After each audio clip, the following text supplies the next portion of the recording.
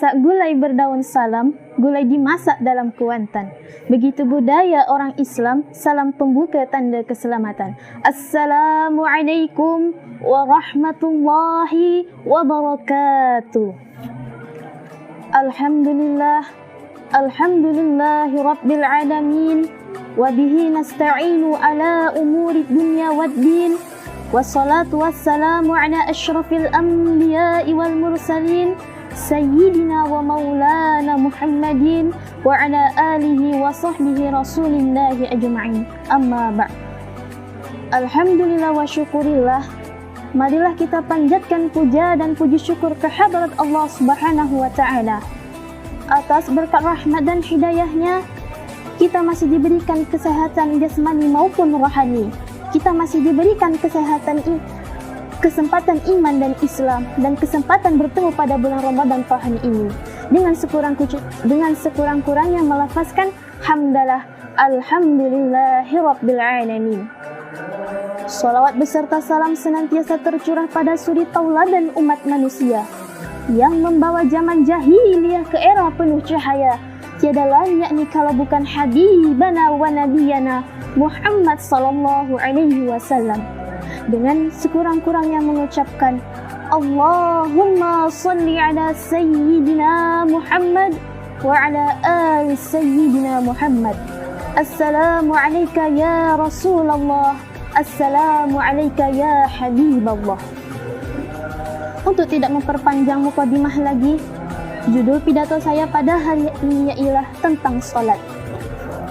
Mengenai tentang salat, kebanyakan dari kita tentunya sudah mengetahui bahwasannya salat yang difardukan 5 kali dalam sehari semalam merupakan sebuah kewajiban yang harus kita laksanakan.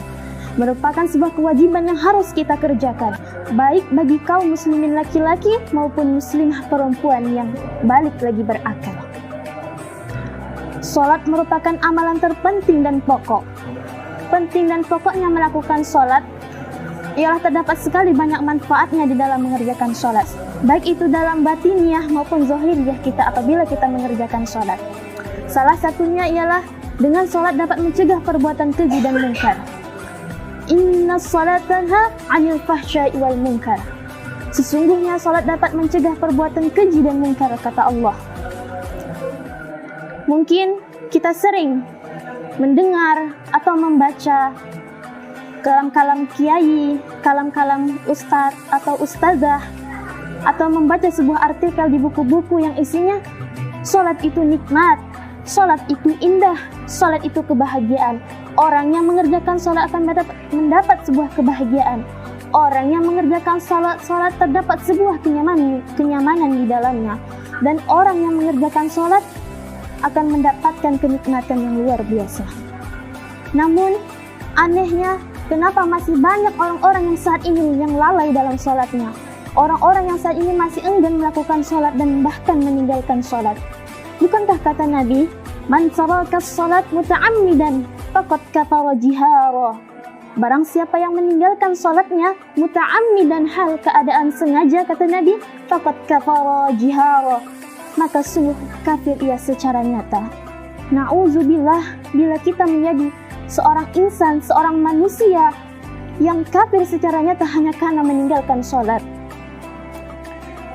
Hadirin kaum muslimin wa muslimat dimanapun Anda berada yang insya Allah dirahmati oleh Allah.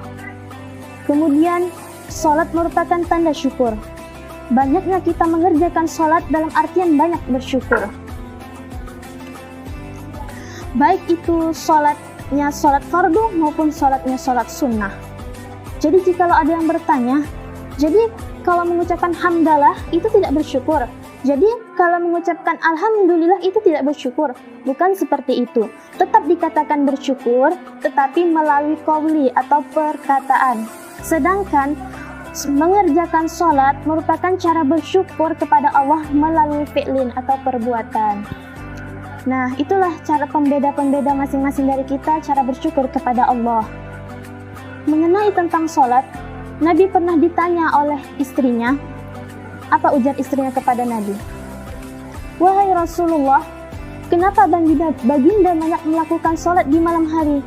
Bukankah dosa baginda yang sudah lalu maupun yang akan datang diampuni oleh Allah Subhanahu wa Ta'ala? Pertanyaan istri Rasulullah hanya dijawab dengan jawaban sederhana dan penuh keikhlasan. Apa ujar Nabi kepada istrinya? Apa jawab Nabi kepada istrinya? Sudahkah saya ini termasuk hamba yang bersyukur, kata Nabi. Nah, Nabi yang ibadahnya luar biasa, manusia mulia, penerang alam semesta, dan kekasihnya Allah, bahkan namanya disandingkan dengan nama Allah dalam kalimat asyhadu an la ilaha illallah wa asyhadu anna muhammadar rasulullah, dan dijamin masuk surganya surga Firdaus, masih menyatakan hal sedemikian rupa. Lah kita manusia biasa yang tidak punya kekuatan apa-apa, yang tidak punya kekuatan yang luar biasa, dengan enggannya meninggalkan sholat, dengan lalainya meninggalkan sholat, dan meninggalkan sholatnya dengan sengaja. Astagfirullah. Pikirkanlah diri masing-masing.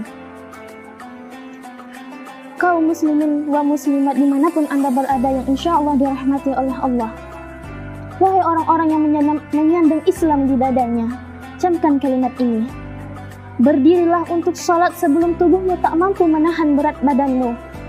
Rukuklah bersama orang-orang yang rukuk sebelum tubuhmu tak dapat untuk ditekuk. Dan sujudlah merendahkan dirimu. Rendahkanlah dirimu di hadapan Allah sebelum dirimu tak mampu menguasai, sebelum dirimu tak mampu untuk melakukannya.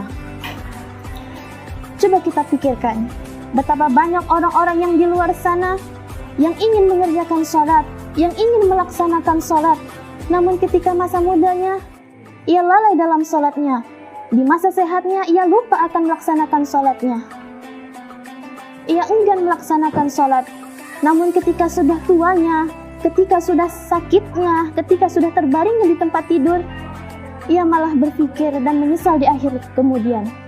Mengapa dulu saya tidak sholat? Di mana waktu saya sehat?